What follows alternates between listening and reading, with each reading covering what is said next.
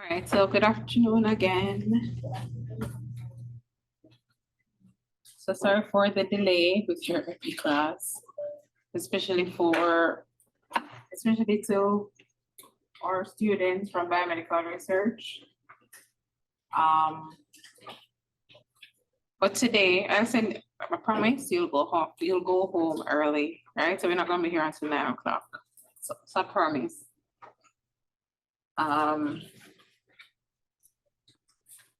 But once you work with me, we should be out here in a decent time, all right?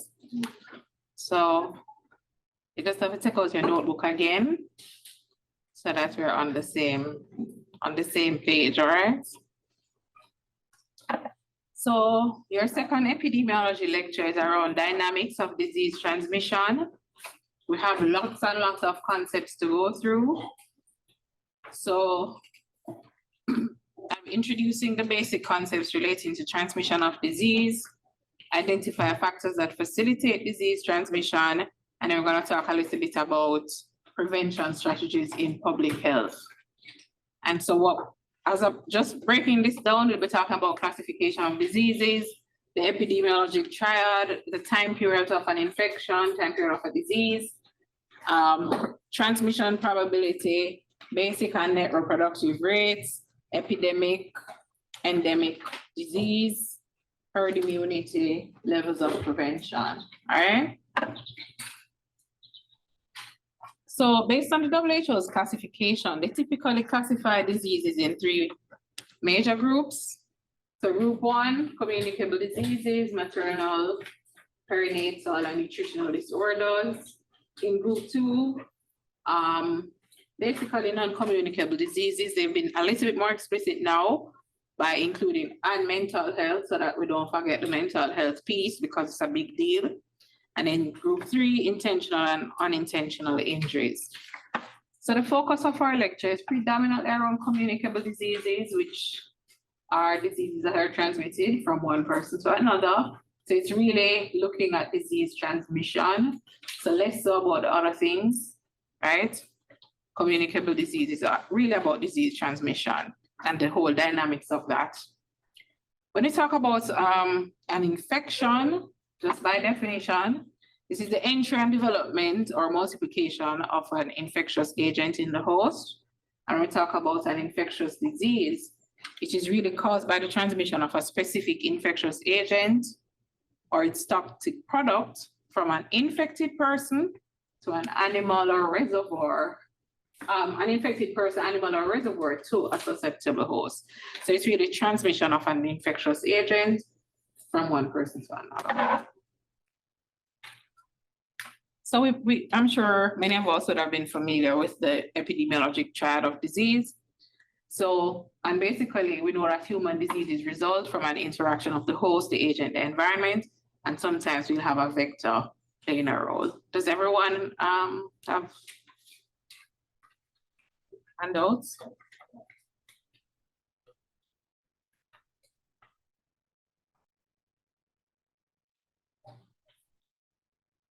One up here, Dr. James.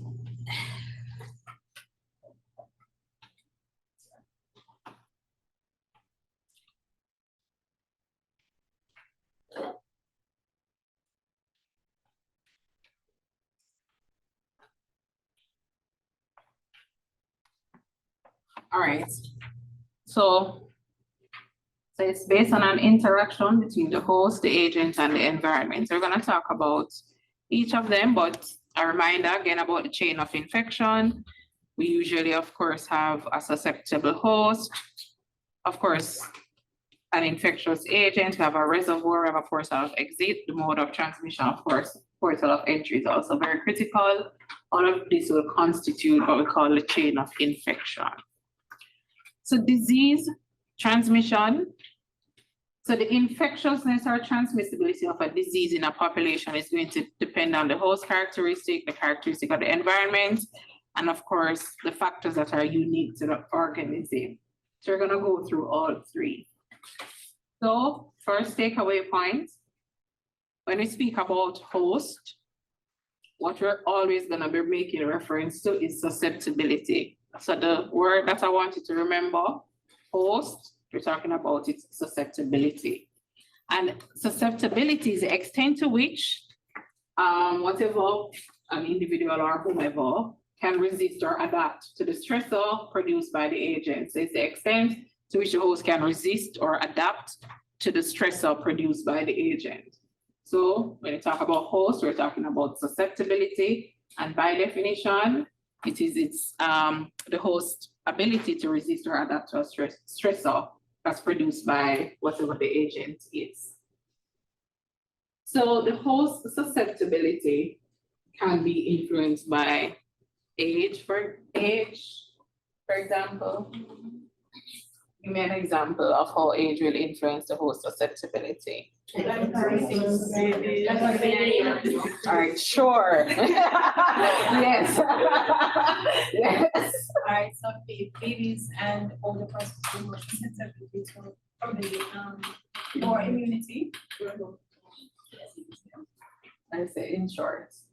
In short. Short? No, you're saying in short. You too. Yes, yes. What about sex? Any example there? And then we respect our breast cancer, prostate cancer. So you have different susceptibility to that. Women may have greater susceptibility to certain things, genetic background as well.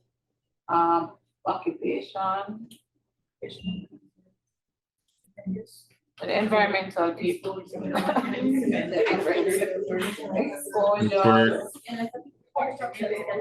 Yes, Danielle? I just said sex work. Danielle? I just said sex work. Sex work. Very good example. I've never heard that example in all my years, but you're so very correct. You're so very correct. Your exposure is very different.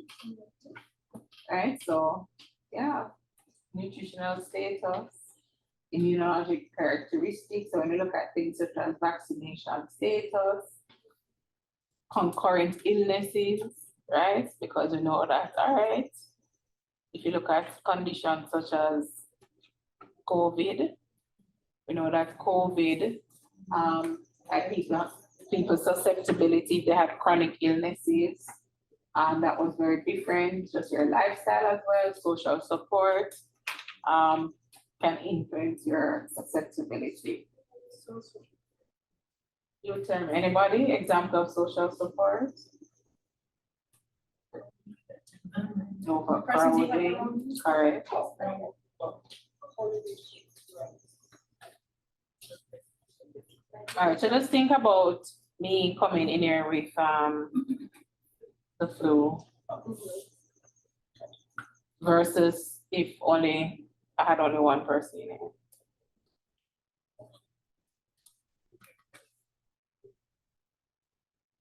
So the buzzword when we talk about host characteristics, we're talking about, and what is susceptibility?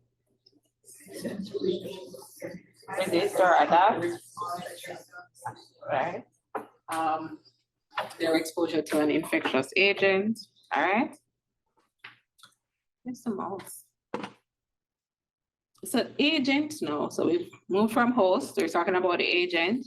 So it can be a varying type. So we can have biological agents such as our bacteria, viruses, or fungi, chemicals related things such as poison, alcohol, smoke, physical agents such as trauma, radiation, fire, and of course we can have social, psychological stressors. So the agent characteristics that you're going to keep in mind are infectivity, pathogenicity, virulence. So when you talk about infectivity, it's a characteristic of the agent to promote, and that promotes its ability to invade and establish infection in a human host. So in short, it's the organism's ability to infect you, right? When we talk about pathogenicity, it's really the property of the organism that we're looking at, and it's the power of that organism to produce disease, right? So there's one thing to infect you, the other is to produce disease, because not everything that infects you will go on to, be able to cause a disease. So it's the power of that organism to cause a disease. And then when we talk about virulence, it's the degree of pathology or sickness, right?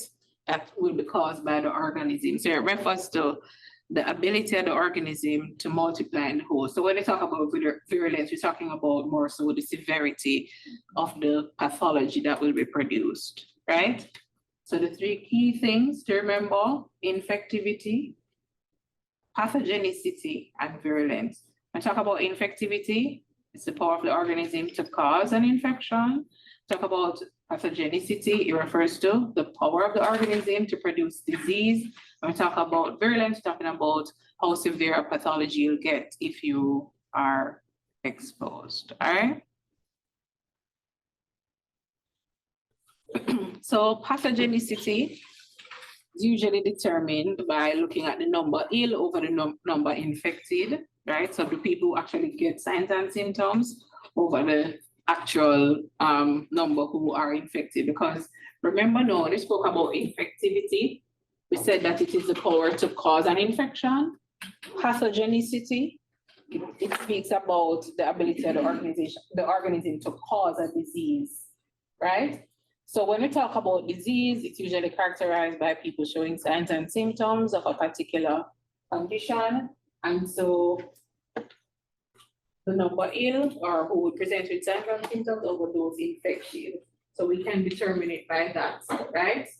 Because of course, so many of us were infected, how many of us actually had the signs and symptoms, all right? And we call that the illness rate. So for example, Ebola, the Ebola virus is highly pathogenic. So if you're exposed, chances are you'll get sick. Because if you look at the pattern, if anybody remembers Ebola, that trust me, when you're exposed, you'll get sick.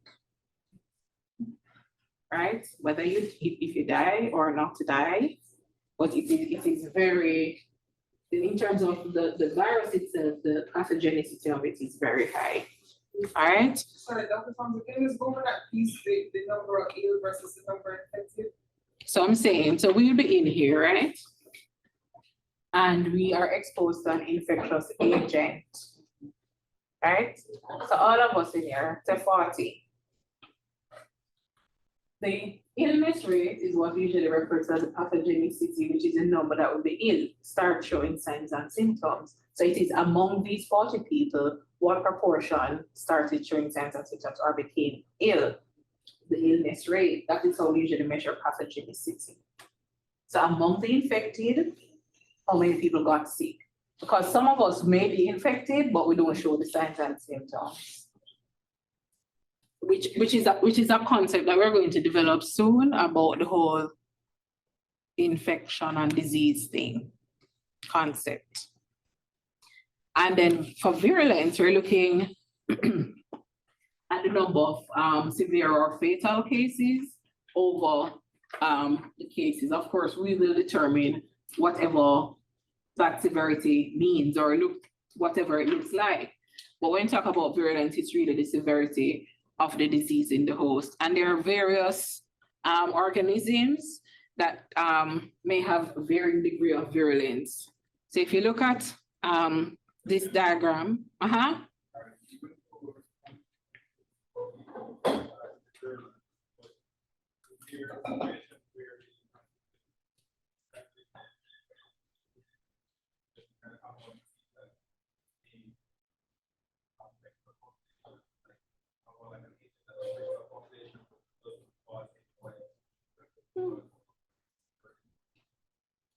so we're gonna come to it when we talk about reproductive rates and looking at specific agents and how the infectivity thing happens, which is influenced by your contacts, the proportion of population that's susceptible. So as we go along in the lecture, I look at things such as look at reproductive rates, regardless of the time, we will see how those things affect, which also will include the whole concept of herd immunity.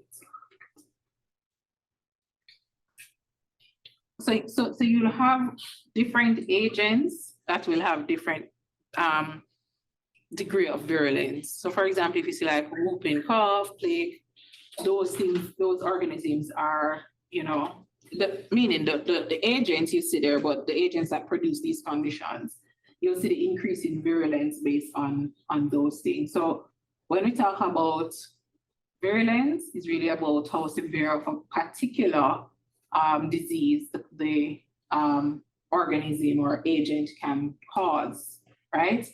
And of course, you know that the virulence is going to be influenced again by certain characteristics. So for example, within a host, if I am, say, immunized against something versus somebody who's not, then the degree or the degree of or how severe a disease it produces in me versus somebody else may be very different just because of my own characteristics. So when you think about it, always remember that the disease transmission, how it is manifested, is going to be a factor of the agent itself, the host characteristics, and of course you have the environment that we're going to talk about. So the three buzzwords that we're talking about when we talk about agents: infectivity, which is what? The ability of an organism or an agent to cause an infection, which is to go in somebody and multiply and do all of that. The second piece is pathogenicity, which is what? Or to cause a disease, and then we talk about virulence. It's the severity of the disease that is produced in the host, right? So, of course, like I said, the virulence is affected by the factors that permit the organism to colonize, evade the host defense mechanism, and then to invade and disseminate. The environment, we know that it influences the probability and the circumstances of contact between the host and the agent. It influences the susceptibility of the host, and it includes things such as temperature, humidity, altitude, food supply. So for example, in a crowded home, it may increase your risk of exposure to the infectious agents. Poverty state may increase your risk of poor nutritional state. And we know if you have poor nutritional state, that may increase your risk again for development of certain infectious diseases. Poor roads, bad weather, for example, may increase your risk of motor vehicle accident. This is not specifically talking about transmission, but just to show you. And then poor sanitation that can lead to rodent infestation, can increase your risk for infectious diseases such as leptospirosis. So understand the important role that it plays.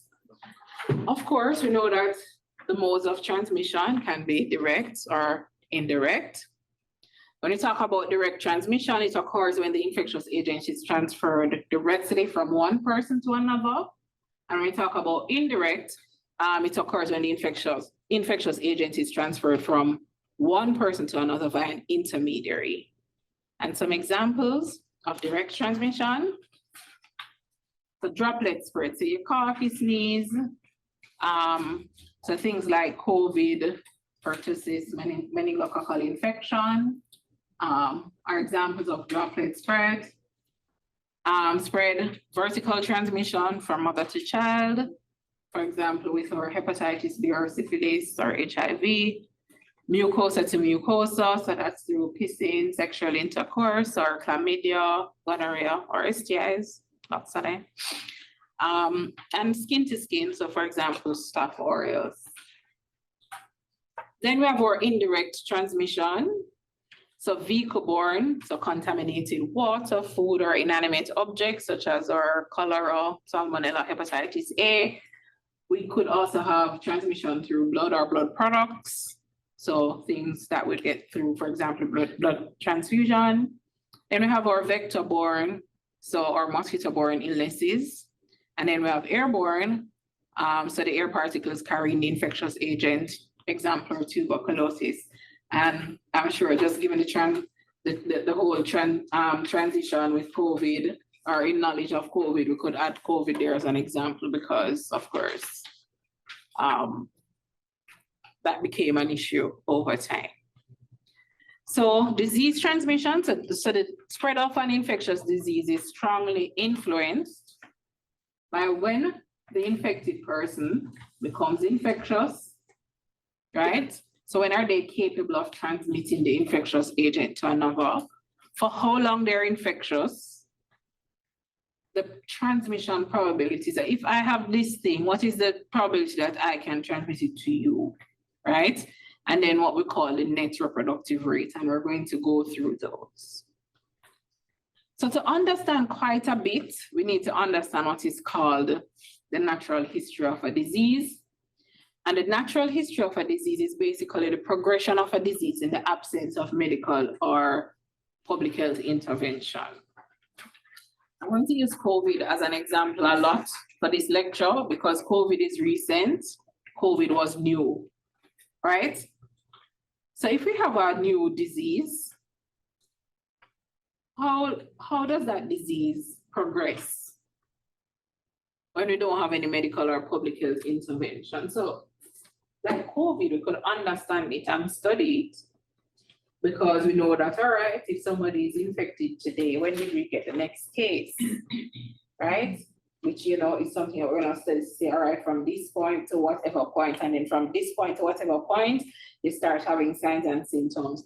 And from you start having signs and symptoms, you know, we kind of get some indication of what's gonna be your outcome, whether it's going to kill you or whether you're gonna recover and be able to transmit it, or you're gonna recover and can't transmit it to anybody else, right? So we get an understanding of how that process is will look when we have new diseases, or just when you study the pattern, when you don't apply any medical or public health intervention. So just how it progresses without any intervention. All right? Everybody's with me so far? But if you want to stay with me, we're done quick here and we're progressing nicely. So in terms of the natural history of a disease, so we'll have a stage where we're susceptible. So before COVID came, we were all susceptible because we never get it yet, right? Then you have the exposure, right? And then you have a stage of what you call subclinical disease. So you don't have, starting to show any signs and symptoms yet, but of course you're having pathological changes. So you're exposed to the virus and then it causes changes in your body and all of that, but you don't start showing symptoms yet. And then you go on to when you have the onset of signs and symptoms, right? And this is usually the usual time of diagnosis. You become sick or you start seeing things that are not normal to you, and you go and seek care and you try to find out what it is. And then this is the stage that we call the stage of clinical disease. And then you have an endpoint, which is usually a state of recovery or disability or death. All right. So take a moment to appreciate what the natural history of disease looks like. So you have a stage at which you are susceptible. Then you have an exposure occurring. Then you have a stage of subclinical disease where what you have is some pathological changes happening. And then you will go on to develop signs and symptoms. And then you have an endpoint.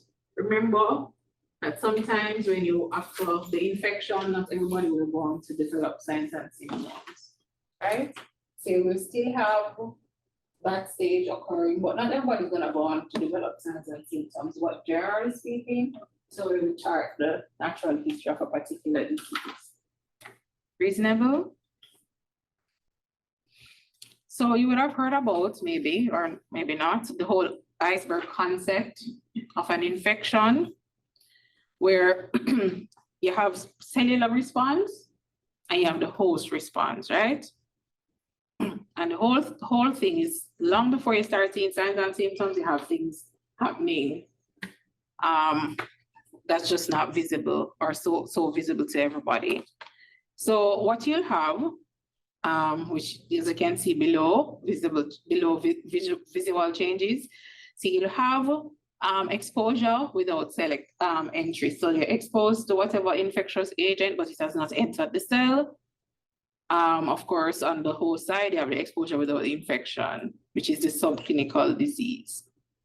Then you have incomplete viral maturation if we're talking about a virus. And then, of course, you're going to have infection without the clinical illness. And then it goes on where you have the cell transformation or the cell dysfunction and the whole breaking down of the cell. On the host side, you're going to have the signs and symptoms, so the clinical disease in which you show moderate or mild severity. And then you have, the clinical and severe disease. And if you get here, where it becomes fatal, it is a whole game of, the point is, lots of things, probably this is a better visualization, is happening below, right? And it's only when we start having the clinical illness that people will present. But of course, we know that things are happening in the background. All right. So always remember that when we're talking about an infection, these are some of the things that happen. And we show all of this to show why it is a big thing in public health to understand these things in terms of disease spread and disease control. So all of that is within that concept or context, so that we know, and when we understand it, it can help us to better control and manage disease outbreaks, right? So the whole thing of disease spread.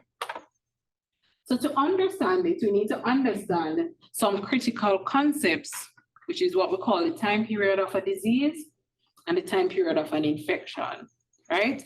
Two different periods. So let's take them one at a time. We're gonna start with the time period of a disease. So when we talk about a time period of a disease, remember, just conceptualize the natural history of the disease always, right? So we start out with having a susceptible host, right? And then of course, they're gonna be exposed. We have the infection that will occur. And when we talk about the time period of a disease, once the infection occurs, we have a period that is called the incubation period, right? And this incubation period is the time of infection to the time that you start developing signs and symptoms. So take note of it.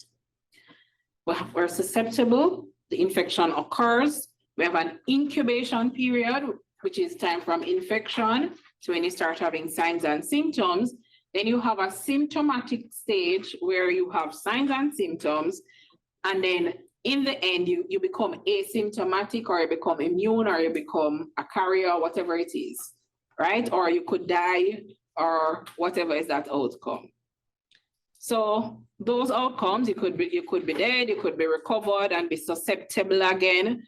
Or if you're recovered, you're immune. That means you have the antibodies to help to fight off a subsequent infection. Or you could be a carrier in which you're still able to pass on the infection to other people. So you have different outcomes, all right? So what it looks like, you have a susceptible host, the infection occurs, you have an incubation period, you have a symptomatic period, and you have an endpoint. Either you become asymptomatic, you're immune, you're a carrier, whatever it is, or you're dead, all right? But note the important piece of having, in terms of when we talk about disease, and I'll show you soon, that's when we talk about infection, we're not talking about incubation periods. Incubation period, time before the time between the infection to when you become symptomatic. The difference here, so for the time period now of an infection, you have a susceptible individual, the infection occurs, and you have what is called a latent stage. So the latent stage is the time from when you have the infection until you're able to transmit it. So if you notice now, we're not talking about disease state, clinical signs and symptoms. We're talking about transmission of the infectious agent, right? So you're susceptible, the infection occurs, and you have a latent period, which is the time from when you get the infection to when you're able to transmit it to somebody else. Because as you can imagine, you can be infected, but you can't transmit it to people yet. At some point in time, you're able, or you develop enough of it to be able to transmit it to somebody else, right? In that period is called the latent period. The period in which you can transmit it to somebody else is called an infectious period. And then you'll go on from that to become non-infectious, either because whatever reason, but you go on to become non-infectious. So what you have, remember, all right, you tell me again, what happens with an infectious disease, time period of a disease? You have a susceptible host, the infection occurs, and what is the period here? An incubation period. Then we have symptomatic period, and then we have whatever is the endpoint. In this case, which is the time period of an infection, you have a susceptible host, infection occurs, you have a latent period, which is the time from the infection to when you're able to spread it. And then you have the infectious period, which is the period when you can spread it to other people. And then you go back now and end up with an non-infectious period. Always remember that a lot of things, you know, it's kind of a trickle-down effect. So in this situation, let's use the class as an example. We have a susceptible group, right? So all of us in here are susceptible to something. Something is circulating in the air, right? Some of us may be exposed to it, right? So probably it doesn't reach up to me or up to the people at the front. We have a proportion that's exposed.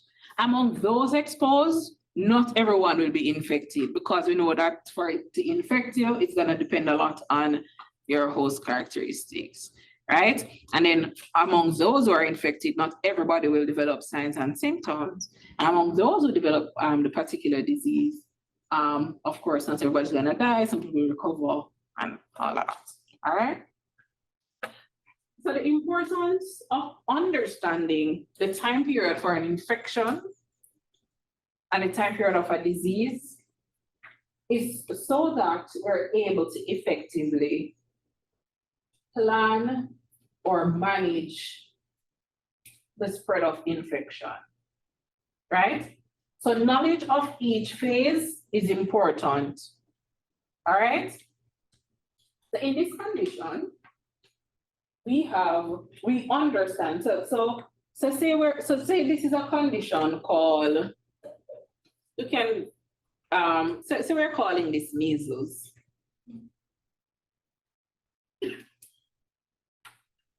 Measles, you can get the infection, but remember, not everybody's going to get symptoms, all right? This is just a loose example. So what do we understand from this example? What is the latent period again? Infection, so when we can spread the disease, right? And then we have the non-infected. What is the incubation period? When you're infected, so when you start showing signs and symptoms. So then, what is the problem in this scenario?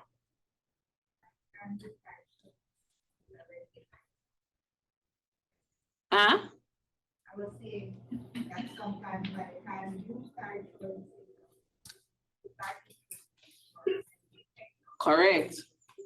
So the problem, because most of us will know that something is wrong when we get sick. But long before that, we pass it on to everybody because we don't know that we have it, right?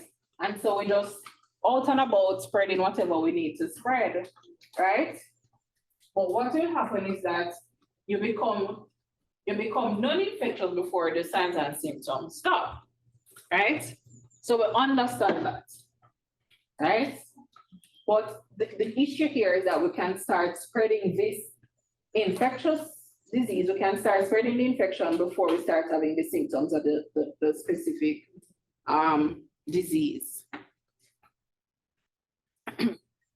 In this condition, similar thing, right? What about this?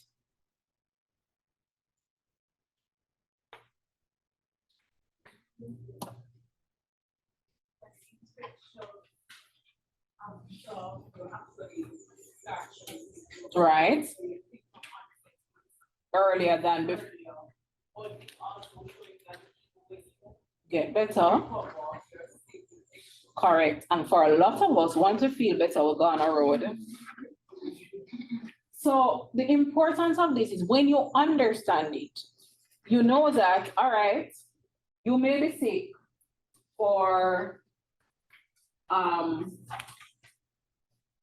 you may be sick for 5 days, but even though that's the case, we must isolate you for 10.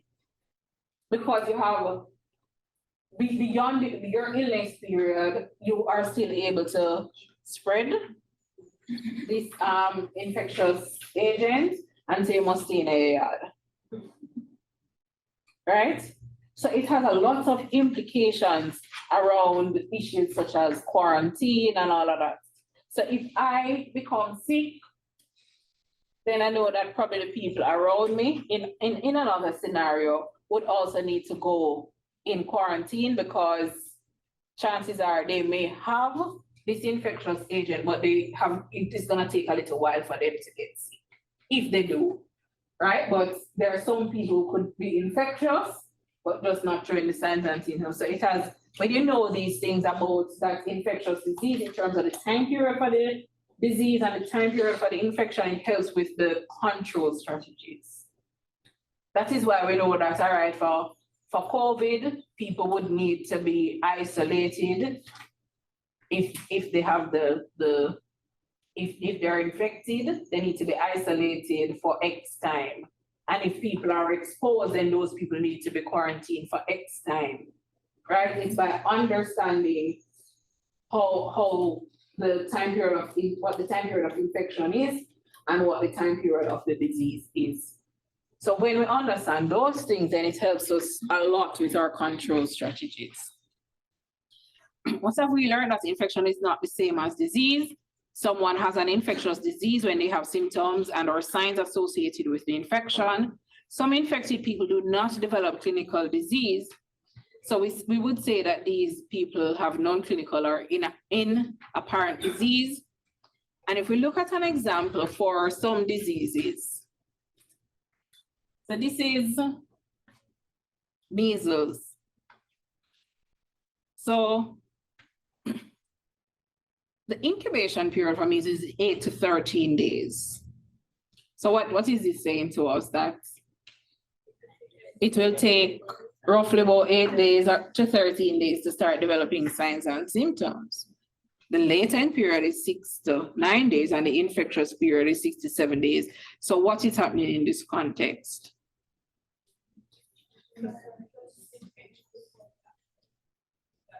Before you actually start making The one or more, right, of six, you're already, you will already become infectious. But it takes 6 days for you to become infectious. right, but you don't start showing. Before you actually start feeling it, you are infectious, so it also means that you're only infectious from part of the cat that was at some point before you actually become one. If I actually like to draw the whole time period of the infection and time period of the, all right, you don't have to do that. Once you get the concept, I would never ask you to do that, but you get the concept, right? So when you understand it, so things are, so look at HIV. So that's incubation period, 2 months to 15 years. Probably right now we can just say lifetime, so because so how not going good in a HIV, right? So you could actually be infected and it was a go on, not a sign, not a symptom, right? The latent period, few days to 2 months, an infectious period. I mean, with new treatment, we know we can argue that, you know, but this, you know, this is just so you can understand, you know, you have this infectious agent, it can pass it on independent of signs and symptoms, all right? So some things may be a little bit more dramatic than others. Of course, for COVID, we have a lot of query because, boy, I don't even know. I don't know what the latent period is up to now. But of course, they said the incubation period, 2 days to 14 days. Median 4 to 5 days, which is why they kept reducing the isolation period. You know, you remember before a whole 2 weeks. And right now we're completely over it. But you know, people put things about latent period, but it's not clearly defined for COVID. All right. This we all spoke about already. So let's recap the little things that we've done so far. So we started off the lecture by saying the whole issue of disease transmission. It's a factor of the host, the agent, the environment characteristics, and sometimes the vector can play a role. What is the buzzword? I don't want nobody looking at the notes. Oh no, close up paper. Close up paper then. Close up paper. When you talk about host characteristic, the buzzword is, and what is susceptibility of the host to resist or adapt to the, all right, good. When we spoke about agent, we said there can be varying types, and the three things that we want to remember about the agent characteristics: infectivity, pathogenicity, and various. What is infectivity? So to infect, which is to invade and multiply and cause an infection, right? What is pathogenicity? So it's the power of the agent to produce a disease, right? And then virulence, severity, right? So it's a degree of pathology or severity, if you want to put it that way, caused by an infectious agent. All right. We also, you see why not for one of the people? Good. We also spoke about agent characteristics and the environmental characteristics and indicate how that may contribute to the whole spread of disease. We also said that we can have direct or indirect transmission, and some examples of direct transmission. Mother to child, mucosa to mucosa, skin to skin, droplets. And then for indirect examples, vector-borne. All right, and vector-borne. All right, and airborne. Then we went on to look at different, we spoke about the natural history of the disease, and the natural history of the disease is what? What is natural history of the disease? Or the disease? The disease progresses without any medical or public health intervention. When we're talking about the natural history, so we have a susceptible host. What comes next? The exposure occurs, then oh, not sure. Children learn a little word. Because that's not what I told you about. That is exactly it. You have an incubation. I'm talking about the natural history, right? You have an incubation period, which is your preclinical stage, and then you have your symptomatic stage, and then all right. So I guess I don't need to ask about the time period of a disease because you've already made the link. Great. The time period of an infection.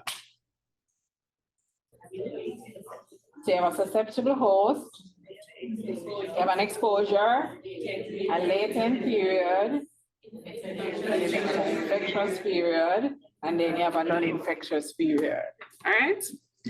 So you see, we're good? 2 minutes of break before the... Oh, we're good. Just say we're good. We're good. Huh? Yes. What's about research methods? What did we say about research methods? Yes. Don't worry, they actually will take you a little further. Like what happened, I'm hoping everybody remain happy next week and the other week. I'm just saying with the topics that are to come. Hope you remain. That's correct. That's correct. What week are you too? Okay. Good. Let me introduce the whole concept of what we call attack rates as we talk about transmission. So when we talk about attack rates, which is similar to incidents, new cases, it's a ratio of the number of number at risk, the number of people at risk who develop the disease. Sorry, it is the number of at-risk people who develop the disease to the number at risk. So when you're talking about attack rate, we're looking among those who are susceptible, what proportion of them actually develop the disease, and usually express it as a percentage. So of 75 persons who attended a college picnic, 46 subsequently developed gastrointestinal disease. What is the attack rate? So that's It's over 75, so 46 How many people. persons actually ate the food? Huh? How many persons actually ate the food? Everybody. That's a very good question. Everybody ate the food.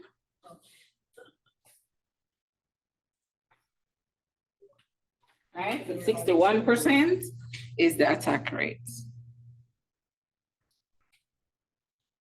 So that's attack rate, right?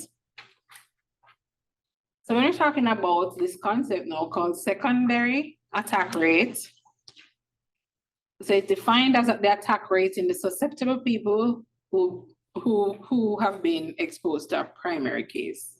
So that means that is the number of cases of an infection that occur among the contacts within one incubation period following the exposure to a primary case in relation to the total number exposed. So let me give you an example. So I am here in class, right? And I am exposed to something and I become ill. I go home, and what secondary attack rate seeks to measure is me, the primary case, how many people I can effectively, or I infect. Me as a primary case. I am one person. Me go home, I'm gonna give 5 people of how many ever people in my household, whatever that number is, right? So it's the number of people that I, the primary case, is able to infect, right? And then that becomes the secondary attack rate. So it is basically used as an estimate of transmission probability. And this is usually over one incubation period, right? So what you will notice with disease transmission, right? I will become infected, of course, when I transmit it. It's gonna take a little while because if you remember the time periods, right? All of that will happen before somebody is able to, before you're gonna see them becoming sick. So we usually use the one incubation period as a measure. So attack rate, what is attack rate? The number of what? Of people who become ill or among those at risk. And then when we're talking about secondary case, it refers to the number of cases that's produced by a primary case, right? So it's usually, it's really the number of cases among the contacts of the primary case over the total number of contacts, right? So the secondary attack rate is not an absolute measure, but relative to the condition in which it is calculated. So for example, the secondary attack rate for measles in a crowded household is likely to be higher than the secondary attack rate for measles in a large, well-ventilated classroom, right? So if we're clustered, the probability of you getting it is going to be more than if we're in a nice open space. So it has to be taken in context. So we had 10 cases of measles occurring among 90 children attending a daycare facility. Each infected child came from a different family. The total number of persons in the 10 affected family was 44, the 10 cases of measles included. One incubation period later, 15 family members of the 10 infected children also developed measles. So you're gonna calculate the attack rate and then calculate the secondary attack rate. Watch out. Among the family contacts. So take your time. People online say answer in the private chat to me, and I am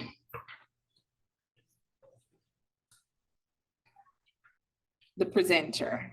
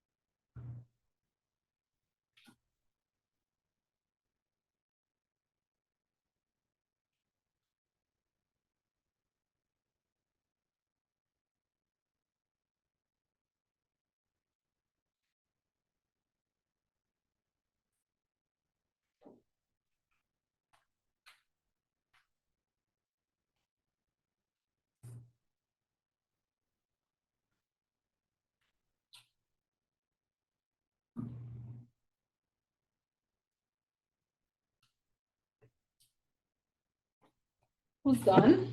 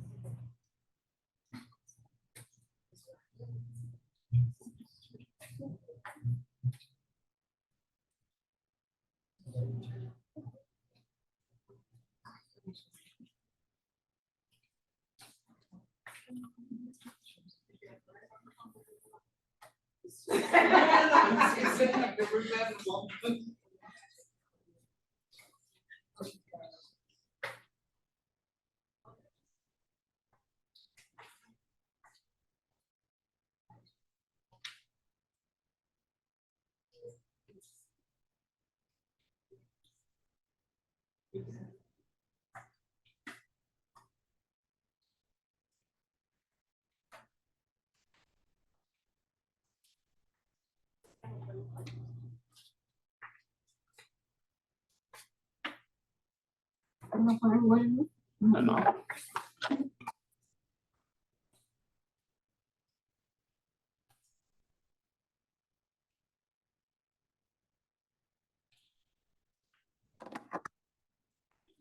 One more minute.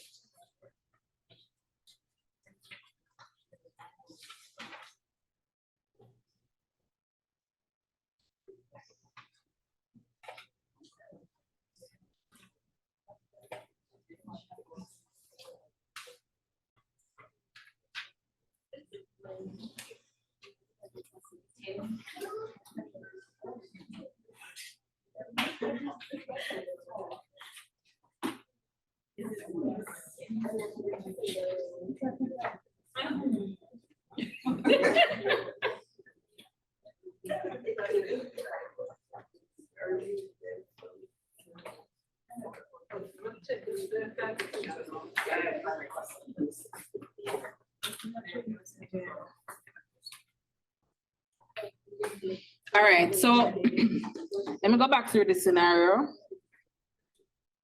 So we're saying that 10 cases of measles occurred at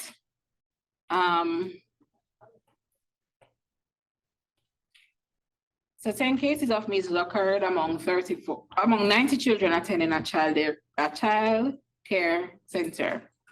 Each infected child came from a different family, and the total number in the 10 affected family was 44. The 10 cases of measles included. An incubation period later, the 15th family member of the 10 infected children also developed the measles. So the attack rate, we all got right to say 10 cases over the 90, right? Had measles. So that was 11.1%. And then for the secondary attack rate, what do we know about these 10 cases that they would be what? The primary, right? So if we're trying to calculate the secondary attack rate, these are the primary people and they're part of this household of 44. So what we have to do, we have to take them away from the 44, and then these 15 family members are the ones who developed measles. So it would be 15 divided by the 34, I end up with 44.1%. Good?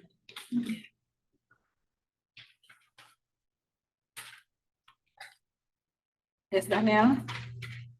Just asking, is the expectation that we will always round to the first decimal point?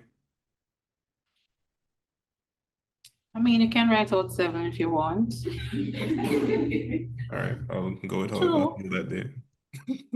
No, you don't. We don't have standards like that. All right, thank you. Mhm. All right, we get it? All right, sometimes, it's another example, but the concept would be similar.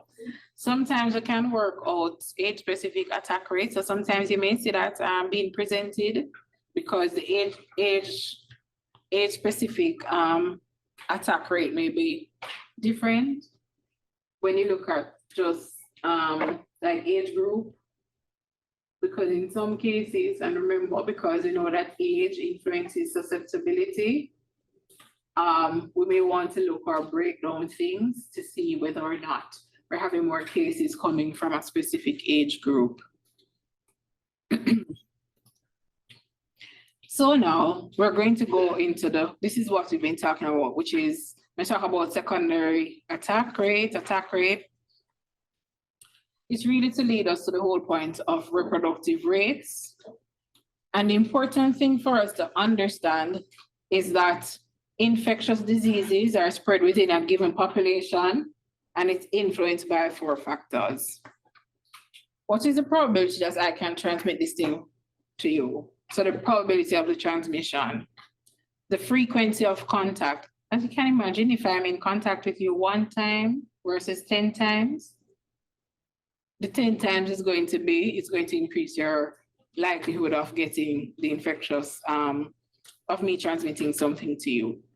The duration of infectiousness, remember we saw that when we look at the time period of infection, and then the proportion of the population or contacts that are immune are not susceptible, all right? So the probability of the transmission, the frequency of contact, the duration of infectiousness, and then the proportion of the population. And when we talk about reproductive rate, we're talking about transmission of the infectious agent from one person to another. So this concept of basic reproductive rates, and if you go back to your COVID times where everybody was talking about rho or R naught. Remember in COVID, the Prime Minister talking about the R naught. I'm hoping that you would have understood it because I was like, boy, public health really unsure. You know, they were talking about the reproductive rate or the R naught of COVID. And, you know, it was a big buzz. And I was like, sure. Like, is it really R naught? But we press along. So basic reproductive rates are what we call R naught or rho. You may hear people making reference to that. It's the average number of infected secondary cases produced by each primary case, which is really the secondary attack rate, right? But this needs to happen in a totally susceptible population. So when you talk about basic reproductive rate, average number of infected secondary case produced by a primary case in a totally susceptible population. That means everybody, right, must have a chance of getting the whatever it is. So nobody not like immunity, so everybody's susceptible. So when COVID just started, we could have calculated the basic reproductive rate. Everybody is susceptible, right? It's really a measure of successful transmission probability. But an important thing to note is that when we talk about basic reproductive rate, we have to make this distinction. It is in a totally susceptible population. Yes. Would you be able to calculate that for like GP? Because when GP came to work, what is the Right, so whatever it it is, was vector born, so how do we calculate? what, the transmission? The transmission was vector born. No, but I mean, that probably is hard. Yeah. That probably is very hard.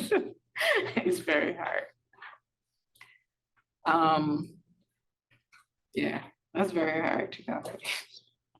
So when you're talking about basic reproductive rates, again, this is, if you think about the concept, what are things dependent on? So it's dependent on the contact per unit time, which we call C. So this is how they calculate it. The transmission probability referred to as P, and then the duration of infectiousness, which is calculated as, which is given, as D. So contact per unit time, transmission probability, duration of infectiousness. So the reason though that we're not considering the proportion of susceptible people, because in this case, everybody is susceptible, right? So how a virus spread with a reproductive number of 2. So if the R naught is 2, so for each primary case can infect 2 people. That's what we're saying. So that would be the secondary attack rate. So you have patient 0 infects 2 people. And if those 2 people go on to infect 2, then these 2 infect 2, and that is how the whole spread go until whole group of people have it. But each primary case has will infect 2 people. That's the average number that each person will infect. All right. So that is how it looks. There are different conditions with different reproductive rates. So remember now, if you think about it, if the basic reproductive number is high, it means that the thing is very contagious. So hepatitis, if one person has hepatitis C, the R naught is 2, right? So each primary case, the average number you pass it on to is 2. Similarly for Ebola, HIV, probably 4 for whatever period. SARS, 4. Mumps, 10. Measles, 18. Which is why we're not joke with measles. No, I'm telling you, we're not in any joke with measles. If you hear say one measles case about, is a big intervention. Because if that one person gets out, it means you're giving it to 18, and those 18 will give it to 18 more. So if you do the maths, it's wild. Which is why them stress out the people about the vaccination status. Right? Make sure that the people have get their measles, mumps, rubella. And the rates are falling. So the secondary case is automatically become primary case again. Yeah, man. So you're gonna become and then you're gonna send it passed on now to 18 more, those 18 people. And another 18. And it's wild. How comes Ebola so low? That's only how we make money. No, but remember, you don't mix it up with the agent itself, because when you have Ebola and you probably go home sick, you're not gonna have a lot of people around you, and probably we don't know what is going to even be your outcome for you to go and spread it to a whole heap of people, because it is a disease that causes a significant degree of pathology. Yeah. So you're already removed from exposing people. So the likelihood or your contact per unit time with people is going to be less, simply because you're sick, right? And so it may be just very different. Even with HIV, of course, that sometimes this is going to be variable, right? But chances are, just looking, and remember now, these are usually determined based on averages, that throughout your lifetime, you probably give it to 4 people. Reasonable? Could be safe to assume that reasonably you're going to have a 4 sexual partner.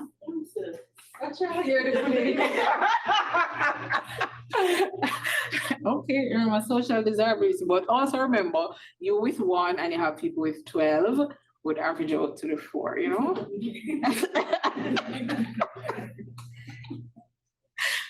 So just remember now, if you have a basic reproductive number that's high, then you have the whatever infectious disease is. What the goal is it?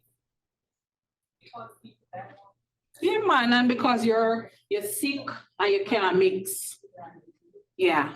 So it is a condition of the disease. Because you really pop down when you have Ebola. Good.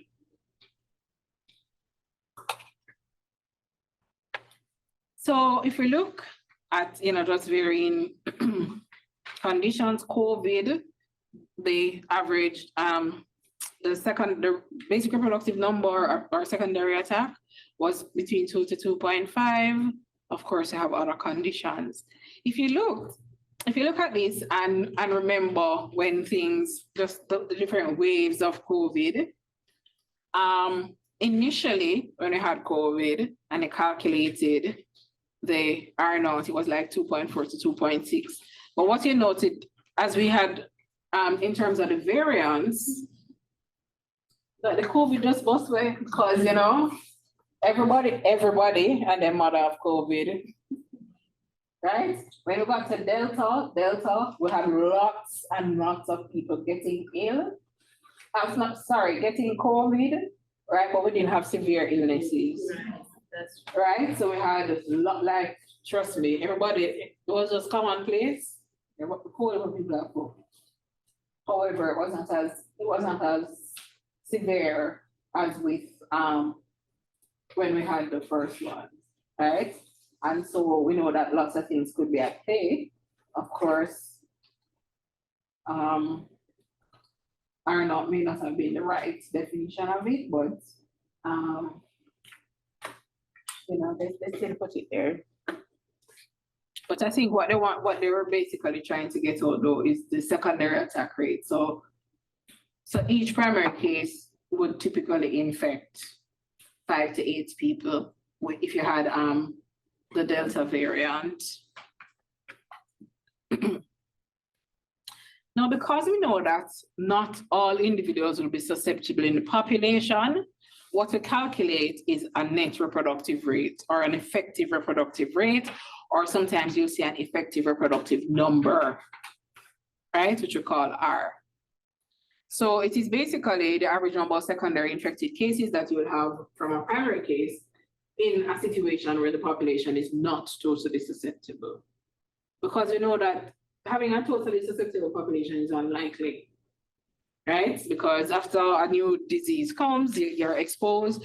Some people are going to develop antibodies. We'll have development of vaccines, and so it changes the whole immune profile. And so we don't have everybody being susceptible. So the net reproductive rate is really determined by the basic reproductive number or basic reproductive rate times the proportion of susceptible people in the population. How do we get the proportion of susceptible people? Sometimes it's just based on estimates, but you can do what you call seroprevalence survey.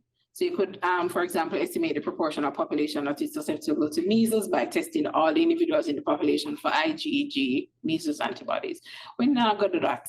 So sometimes we use things like vaccination coverage to estimate susceptibility. So if the vaccination coverage is 92%, we can estimate that 8% are susceptible, right? Because doing a survey like this is tough. On 3 million people, that not gonna happen. But it can be done. So giving an example, so if each infected case of pertussis produces 16 new cases in a totally susceptible population.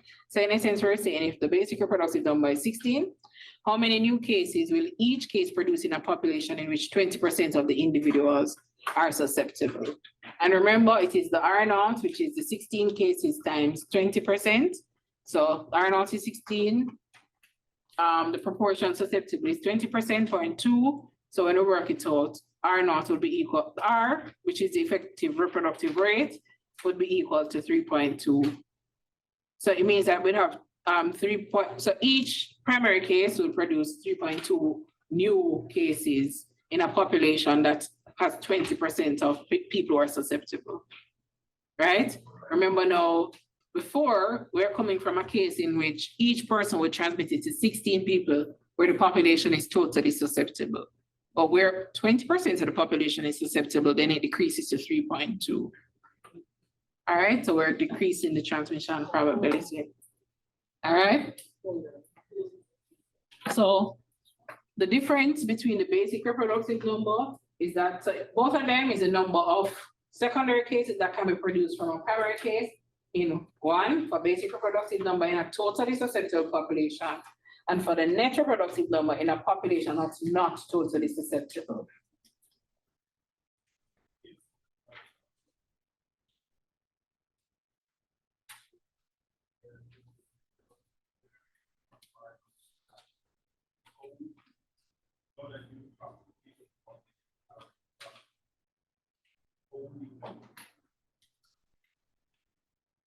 All right, so remember now, we usually determine these things from transmission from people to people.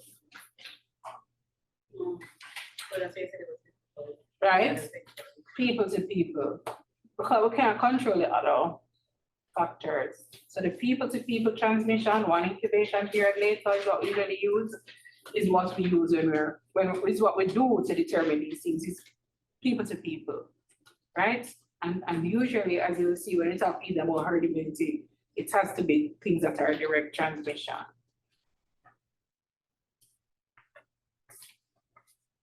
working. Mm-hmm. All right, so if the basic reproductive number is 1, the net reproductive number, it means that for each primary case, you're transmitting to one person, one incubation period later, right? So if it is 1, then it means that the incidence of the disease will remain static. Think about it. Me transmitting it to one person, and that's one incubation period later. Then that one person is going to be able to transmit to one more. So then, really and truly, new cases, 1. So everything now will remain static, right? If it is greater than 1, it means the incidence will increase, because if it is 2, then I'm going to transmit it to the 2, going to become 4, the 4 going to become 8, and then it's going to increase. If it is less than 1, then the disease will decrease and ultimately be eliminated in the population. All right? So during COVID, they usually present effective reproductive number for each country, right? So you have a time period, so they map the cases and give you the effective reproductive number based on whatever model that they created. So you could go on a daily basis or look at the trends for each. So this is giving you this to see, okay, whatever that date of the report is, the first of whatever, the first of the 9, the first of the 10, the first of the 11. They tracked it over time for the data that they had, which is based on the number of cases, etc. And whatever in their modeling, they would come up with the effective reproductive number to say, talk about the transmission probability. So what you can see is during the peaks, it is when, of course, the effective reproductive number would have increased. Huh? Oh, by the way, huh? Effective reproductive number is different from a net reproductive. It's the same thing. So by the way, this is what you call an epidemiology curve, which tracks on a daily basis the number of cases. And then this is the time period.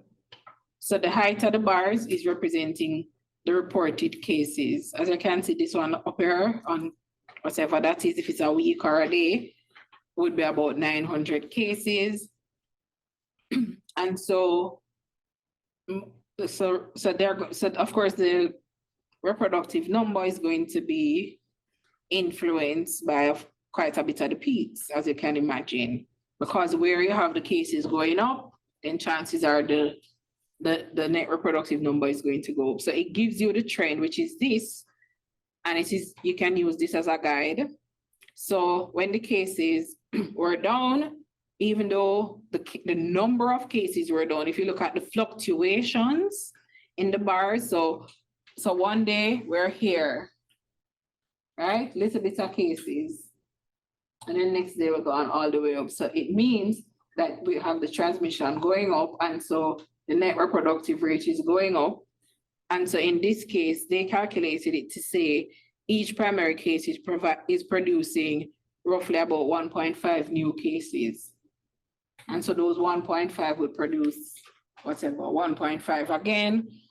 And then over here, of course, it is, remember now, it is relative to the difference in the number of cases from each period to the next. That is what is driving this. So you're looking at here, because you might see this peak, but it is relative to number of cases you have here. And then from here, it gone all the way up there. And then, as you can see, started decreasing. So the reproductive number started decreasing. And before whatever, you see it going down. But of course, when you have spikes, the reproductive number will also spike. All right. So all of these number of cases, this is just giving you variations. So you're saying that the reproductive number can vary depending on what? So remember now, it's based on, all right, so they're tracking in real life. And remember also that they're tracking number of cases reported. Number of cases reported may not be the actual picture of the number of people that are infected. So they're tracking what is reported to their epidemiological system. So if you note, so here they probably had 2 cases. I'm going to say as an example. Then you go on and these 2 cases ended up resulting in 20 odd. Right? If you look, the numbers went up. So this is 20 in relation to 1 or 2. And so if you have 1 case or 2 cases, and then afterwards you have 20, 1 incubation period later, it is telling you that each case is producing roughly about 10. Right? But of course, they probably are also counting other things in terms of, okay, so these, you have some people who would have gotten the infection before, so the proportion of people who are susceptible may also change in terms of their model, right? Based on number of cases previously reported. So they're also looking at those things, right? And so if you see here, see, those reproductive rates were much higher, simply because, of course, moving from here to there, it is quite a bit. 2 to 20 in 1 incubation period means it's really spreading. It's a change. So suppose you have cases, say move from 500 to 900. What is that telling you? That one person, if the person is transmitted, you have 500 people now. So even though you're getting, even though you're at 900, it means that one person effectively not even transmitting to 1 to 2. So they're transmitting to 1 point something. So even though the caseload is high, it is a change in the number of cases over time, like from period to period that you're looking at. Yeah. Which is why you see this big spike, because you're going from probably 1 to 20. So that one person is transmitting to 20 versus over here move from 500 to about 700, 800, whatever it is. And so it's not, when they think about number of persons to transmit to other people, it's different. So they back in COVID, they would produce these effective reproductive number graphs. It's important for us to note the difference between what we call a primary case and an index case. In COVID, you would have heard primary case or index case. So a primary case, it can only apply to infectious diseases that spread from human to human. So it refers to the person who is the first to bring a disease in a group of people or a country or a community. So remember the person in Harborview that came on the plane from, where she came from? Was it England? She was our primary case, right? According to, right. I mean, truth is, we don't know if she probably was the primary case, but we assume because, you know, this is the first person, this person carried come to the country, right? The person was described as the primary case. Let me put it that way. So the index case is the patient in an outbreak who is first noticed by the health authorities or who made them aware that the outbreak might be emerging, right? So this person is the person who the health authority recognize and will now become what they call the index case. It doesn't mean that that is the first person who had it, but it's the first person that the Ministry of Health picked up. And so they call them their index case. So that epidemiology monitoring and an outbreak thing will start with them being identified as the index case. Right, so that is why we're saying that it's problematic because they don't know. Right? Because we could have people in Jamaica who have the condition, but we don't know. So in her case though, because she's the first person that the health authority picked up, she also become the primary case because we just never know otherwise. Right? So in some cases, the primary case can be the index case, but they're often not the same. So the primary case, person that's linked to the epidemiology outbreak, so the person who carry it in a group, a country, whatever. And the index case is the person that is linked to the surveillance or public health system. So that is the first person that the public health system picked up. So usually what happens now with the index case, they use the index case to track. And you see that graph to start developing that graph. Because now they will have a case one. And that case one incubation period later, we're gonna see how many cases we're going to have, and then it just, you follow the thing like that. Right, so this person, the index case, is the first person going on your chart.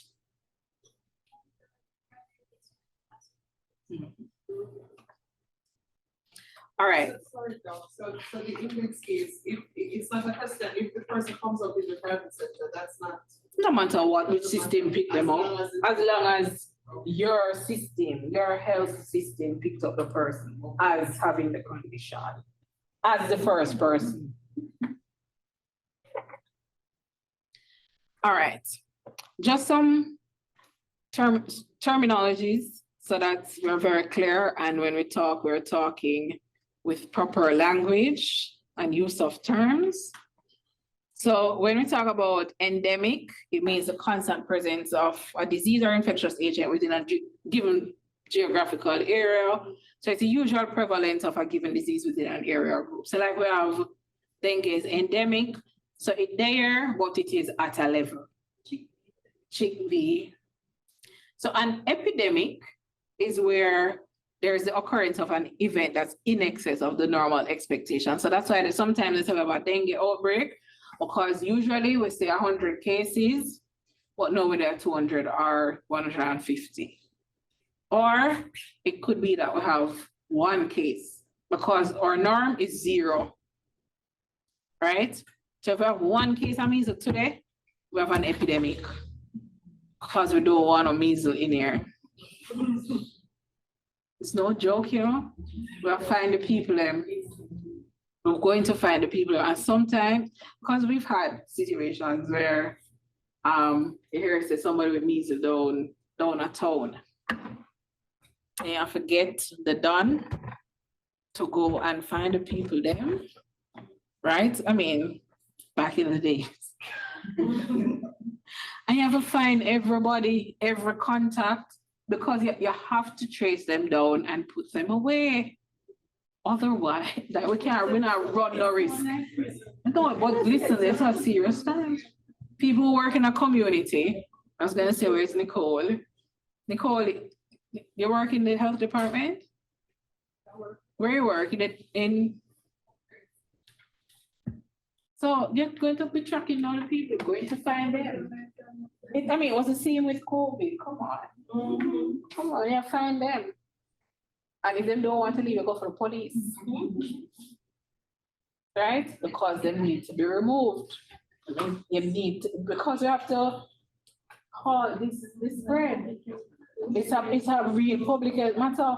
And so when you have cases of, things that are highly contagious, we're not a joke.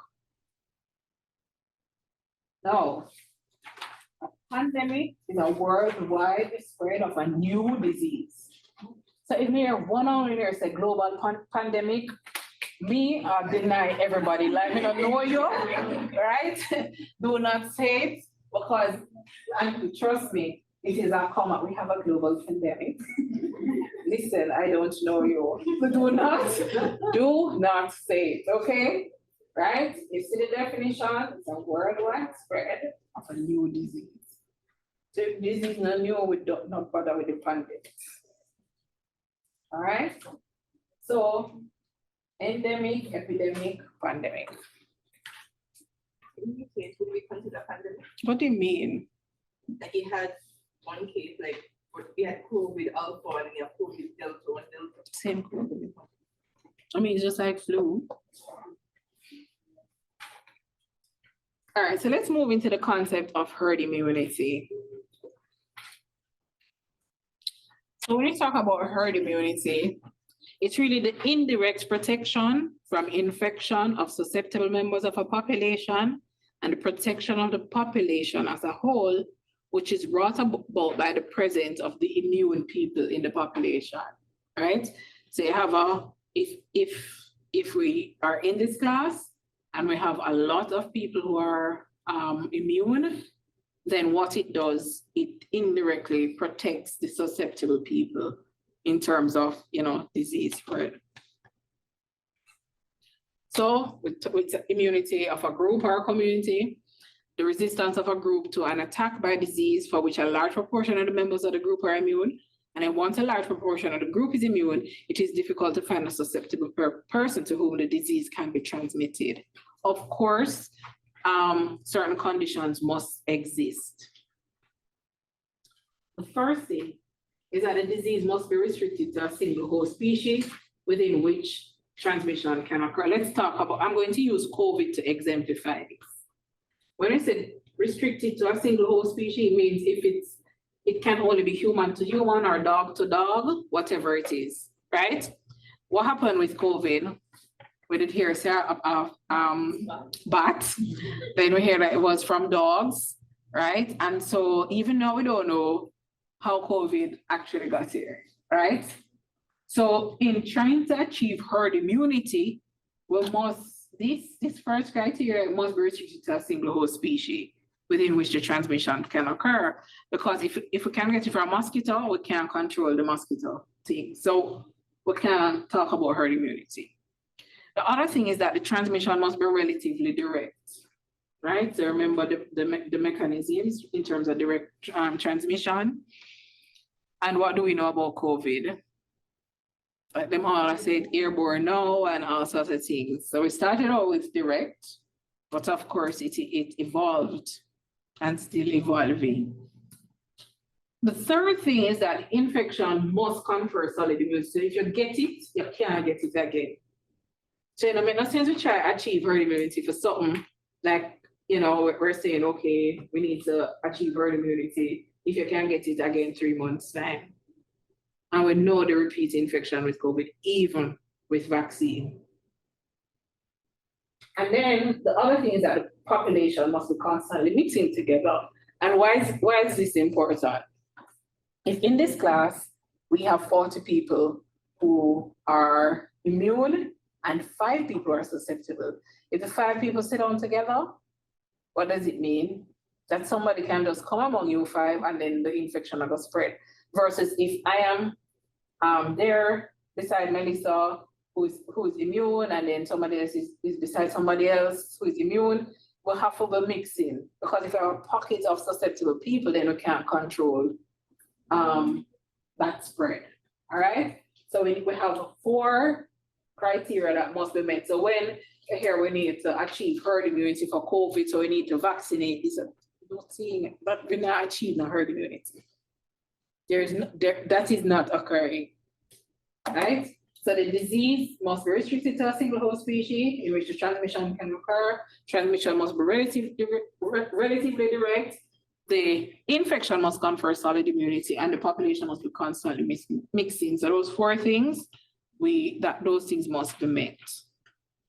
So if we're trying to exemplify this, so we have a susceptible person and we have the vaccinated people, and the vaccinated people are green, and they are immune, right? So we're using vaccinated as the immune.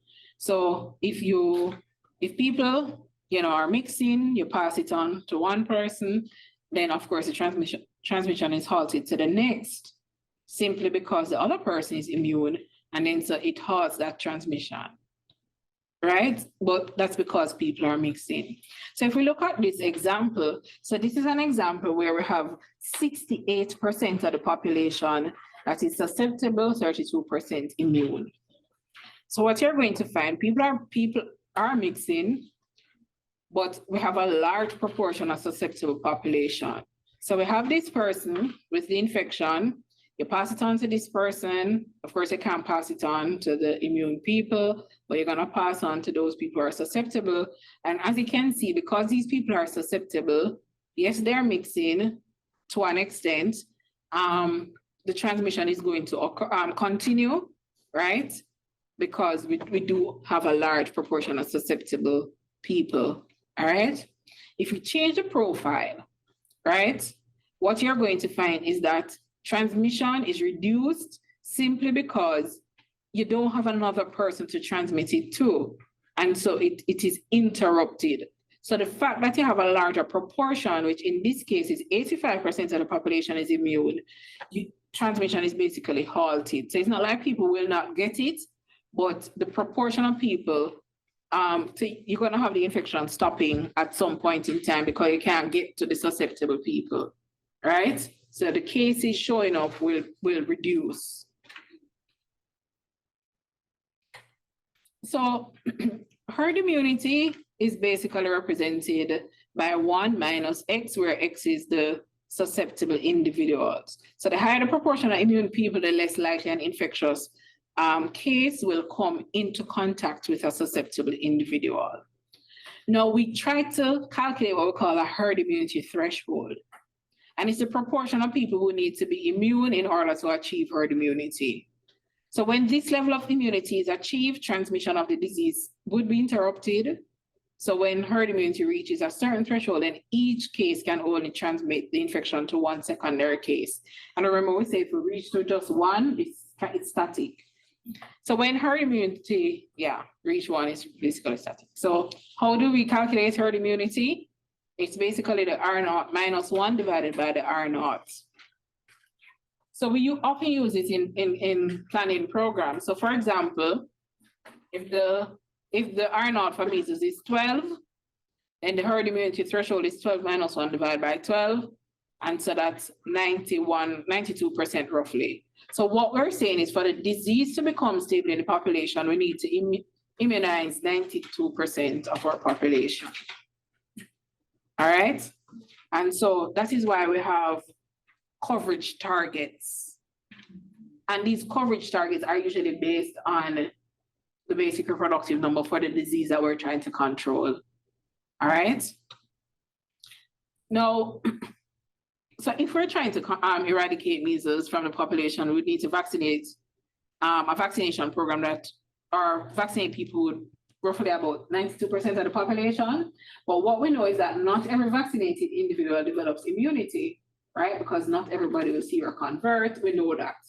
So because not everybody would achieve immunity, we usually set the targets higher, right? Which is why a whole heap of things are 95%, right? Not because it needs to be 95%, But because we want to set it higher than what the threshold is calculated to be. So the numbers are not by chance, right? So when you look at the basic reproductive number for certain conditions, so like for moms, it's 4 to 7. If you're working out the herd immunity threshold, we'd have a range. And of course, because we have a range for some things, that is why we even put it higher. So like measles 12 to 18, right? So we want to ensure that we use the upper limit at the very least to set our herd immunity threshold. And in our case, because we're using immunization as an indicator for the immunity status, then we want to vaccinate X percentage. Of course, you know, some of the conditions may confer immunity, the solid immunity. So also remember that if you get it, you can't get it again, but we don't want to run the risk of people getting the infection at the risk of them dying.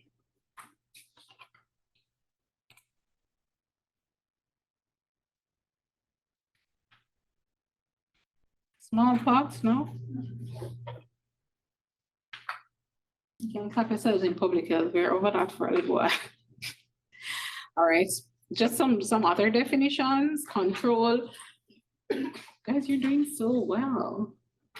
Refers to the reduction of disease incidence, prevalence, morbidity, or mortality to locally acceptable levels as a result of deliberate effort. So we know that, for example, we've controlled diarrheal diseases, right? So we don't have people being very sick or dying from these things because, you know, we have interventions in place and these interventions will continue, right? So we have the thing, we're managing the situation, right? We could also say we have dengue under control, right? Talk the truth now. As at today, Yeah, compared to, yeah. let me hear the public health inspectors. It comes back every time you. But talk the truth now, we're still under control, man.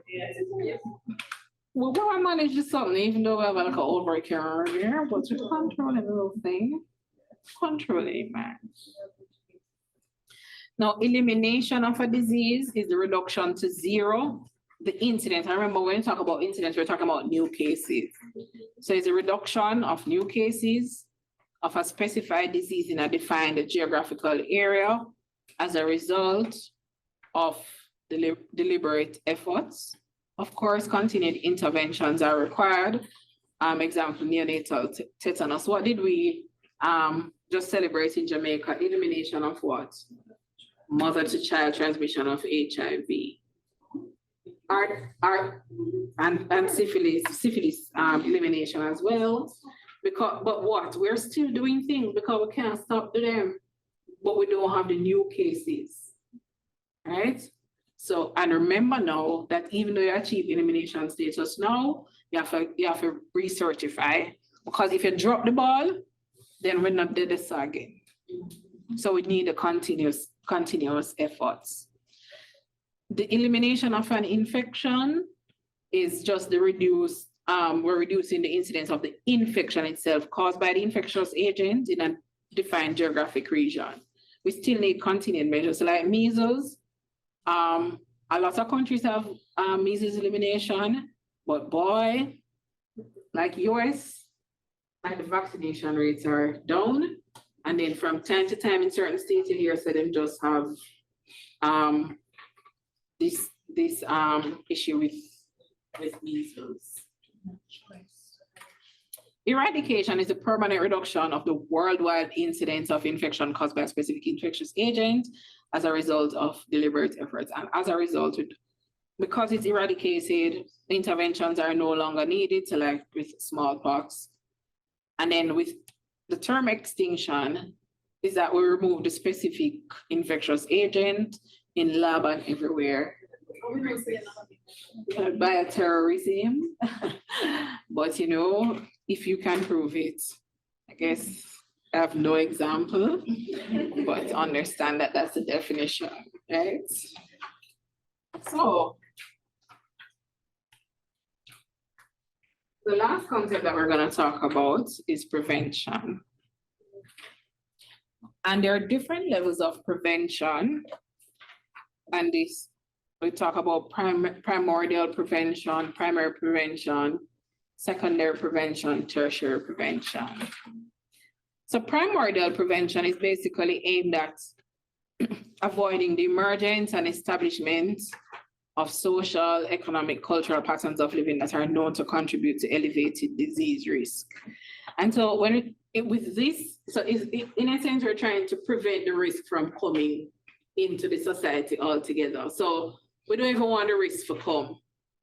So we put policies in place. So like, we don't want things circulating in the air that could be a risk. So we have policies in place for air pollution, national programs on nutrition. So for example, we may restrict certain ingredients in food because we know that it could contribute to a risk of whatever, right? Of course, policies to discourage smoking, but of course that would have to come with regard to the actual manufacturing and shipment and all of that, right? So it is more high level to decrease the risk from coming in the society. That is what we talk about when we talk about primordial, very high level, and we're trying to reduce the risk from coming into whatever geographical area or the society. Primary prevention, we don't have the risk. The risk is here, right? So the cigarette is here.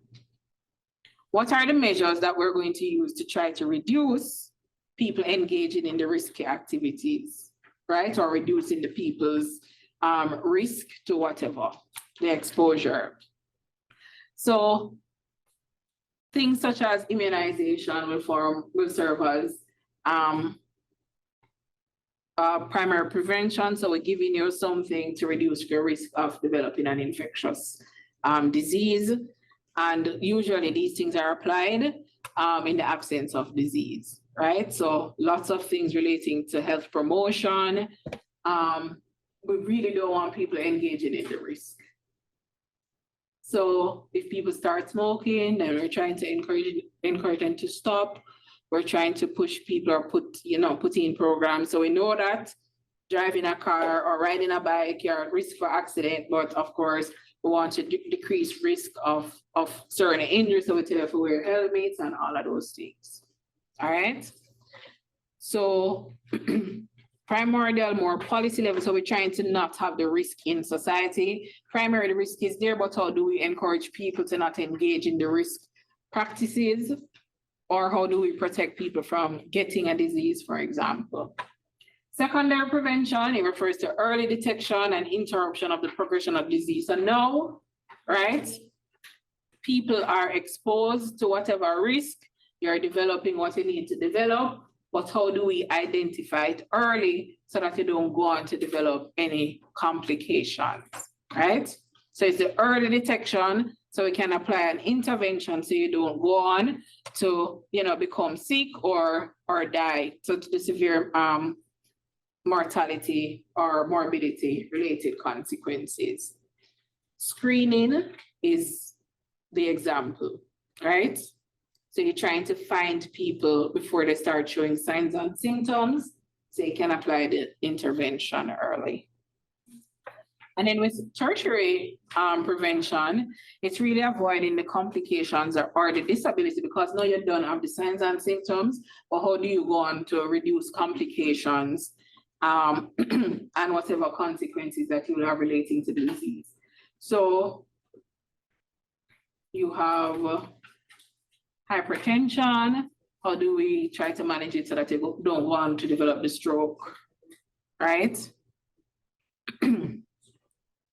So it's really looking at treatment or any rehabilitation to restore an acceptable quality of life for patients when they develop whatever complication. So if you try to link the levels of prevention to the natural history of a disease, of course, we're going to have primordial prevention there somewhere, right? But in the stage that you're susceptible, so the risk is there, then we usually apply our primary prevention measures, right? When you have subclinical disease, so before you develop signs and symptoms, of course, where you start having pathological changes and disease can be detected early, is where we apply secondary prevention, which is our screening, right? So we're looking out for people before they start having the signs and symptoms. Then when you go into the clinical disease phase, we apply our tertiary prevention so that, of course, the whole issue of disability and death is reduced based on these preventative measures that we would have applied during our clinical disease stage. So that's the lecture for today. No, but I mean, so I've added some questions. This is not the whole question. Uh-huh. Also.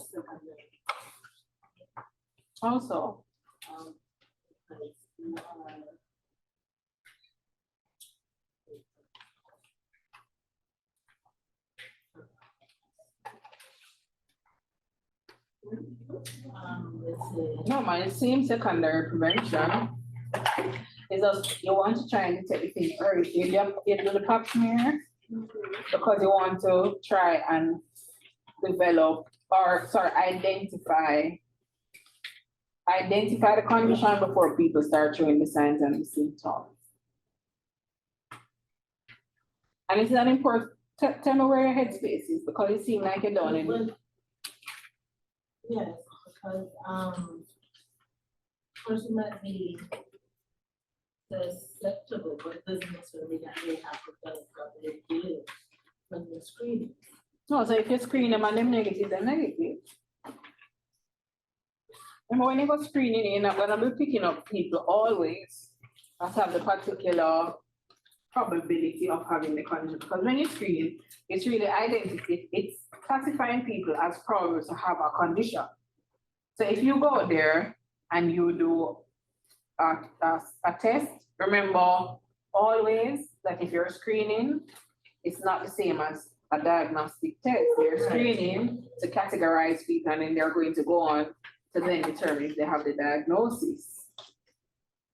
But the whole point is that we're looking for these people because we want to pick them up early so that if they have a condition, we can apply an intervention to ultimately reduce illnesses associated with the condition, to reduce the morbidity and also to reduce the morbidity to them dying from a condition, which could be picked up much later because they're waiting for signs and symptoms to occur.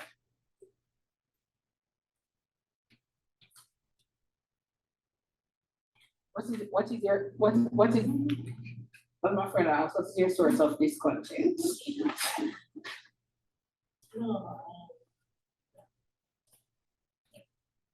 Huh? Okay.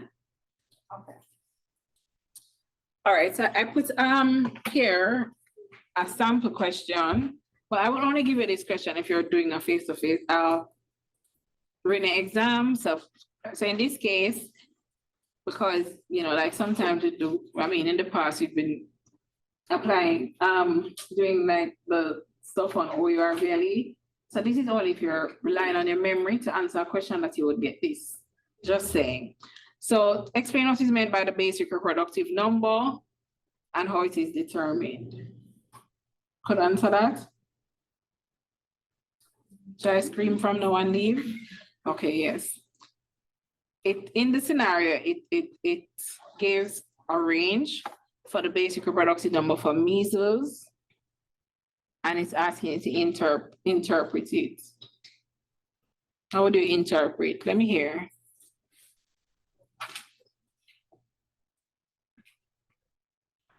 One case of measles. So each primary case of, and if you never use 12, you just get half of the mark. 12 to 8. In what? Because if you leave off in a totally susceptible population, you also get, right, yes. So please note that all those details are important. This third question, I will give you a history about it. Describe how the basic reproductive number of an infectious agent influences herd immunity threshold. So you can go and think about it and do it. So this question, I use it in class. I put it on exam and 15 to 20% will get a full mark. I'm gonna just put it on the exam paper to test everybody every year. No, I'm not gonna do it for you this year. So, sorry, let me leave it so that you go home and think about it and answer it and write a response. Then what conditions must be met in order to achieve herd immunity? We know them, and then to differentiate between disease elimination and eradication.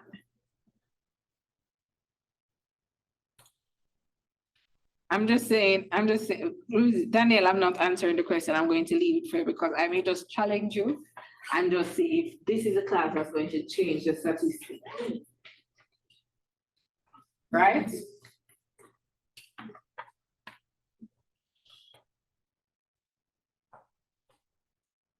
So those are just ways to look at. So let's recap. We're not going anywhere yet. All right, we're gonna recap. So we started off by talking about categories of diseases, noting how the WHO categorized disease. And what we're making reference today is the whole thing about communicable diseases. That's in group 1. Of course, we have non-communicable diseases and intentional and unintentional injuries in another category. Right? We pointed to the fact that we have this epidemiological triad, which looks at the host, the agent, the environment as key factors influencing disease transmission, and of course, the vector playing a role. Then we spoke about the host characteristics, and we did say that when we speak about host characteristics, we're talking, the buzzword is susceptibility, and susceptibility is the ability of the host to adapt or the stressor produced by an infectious agent or an agent, and various things influence the host susceptibility to include sex, age,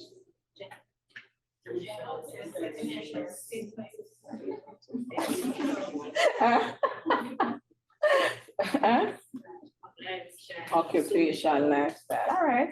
Then we spoke about agents. So we said there are varying types of agents.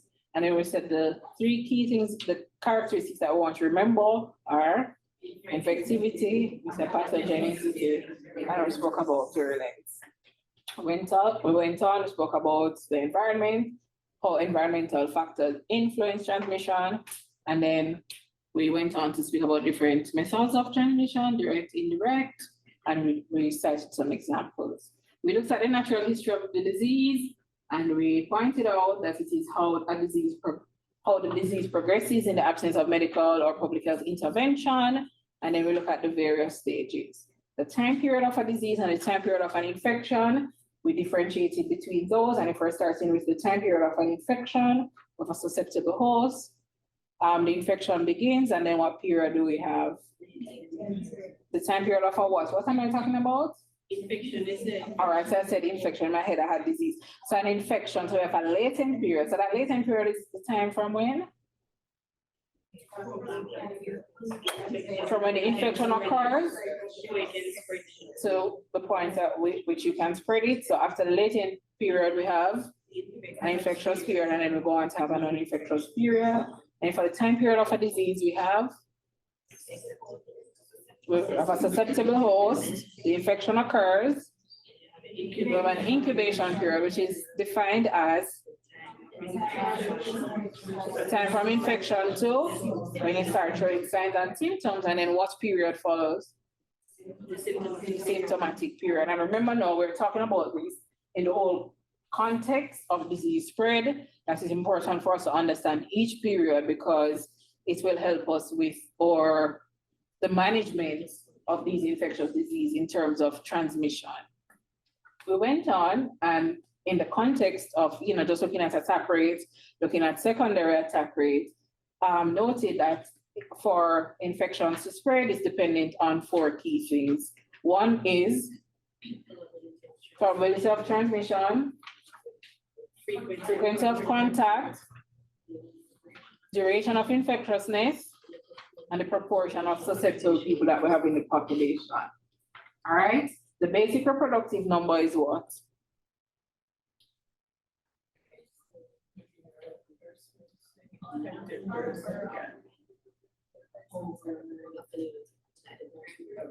So it's every number of secondary cases that can be produced from a primary case in a totally susceptible population. All right, and then the net reproductive number is determined by the same thing, the number of secondary cases that you can produce from a primary case in a population that is not totally susceptible. And of course, to determine the net reproductive rate, we're looking at the basic reproductive number times the proportion that's susceptible. We said that if the net reproductive rate is at 1, what happens? It's the disease transmission is static or stable. If it is greater than 1, what are we gonna have? Is we're gonna have a spread, and then if it's less than 1, then the disease incidence, of course, is reduced. Then we went on and spoke about everything in the context of herd immunity, and herd immunity refers to what? So the protection of susceptible individuals in a group in which what? A large proportion of the population is immune. So the immune status of the large portion of people will protect people who are susceptible. The criteria for achieving herd immunity. So the contact mixing, the transmission must be restricted to a single host species. The population. So when you have I didn't hear that. The population is mixing, it's constantly mixing. Yeah, so there should be constant mixing. The infection should confer solid immunity, and what else? The transmission must be relatively direct. All right, and of course we use some diagrams to illustrate how this whole thing of herd immunity is given the context of people who are susceptible versus immune, and we spoke about herd immunity threshold, which is basically determined by what? Oh, calculate herd immunity threshold. So it's the R0 minus 1 divided by the R0, we get a percentage. And so that is really the percentage that we're working towards, right? To ensure that that proportion is immune to basically reduce the transmission of the condition, but also recognizing that if we're using things such as immunization or vaccine, whatever it is, we need to achieve higher levels because not everybody will become immune who are actually immunized. All right. We spoke about various definitions of things, looking at index case. We spoke about primary case, and then we also spoke about things such as eradication, elimination, spoke about control, extinction, and then we also spoke about what is endemic, epidemic, pandemic. And then we wrapped up with looking at the different levels of prevention. So the primordial prevention is at the policy level, you're trying to reduce the risk entering your society. Of course, like we said, it's basically driven by policy. The primary prevention. So risk is here, but whatever interventions to try and have people not engage in the risk.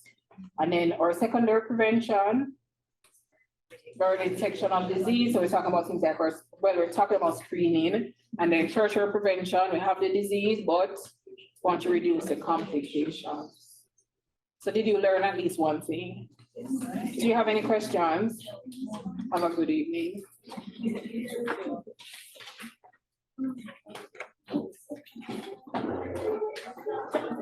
Yes, one.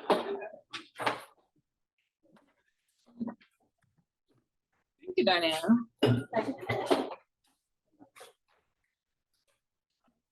All right, guys. Wow.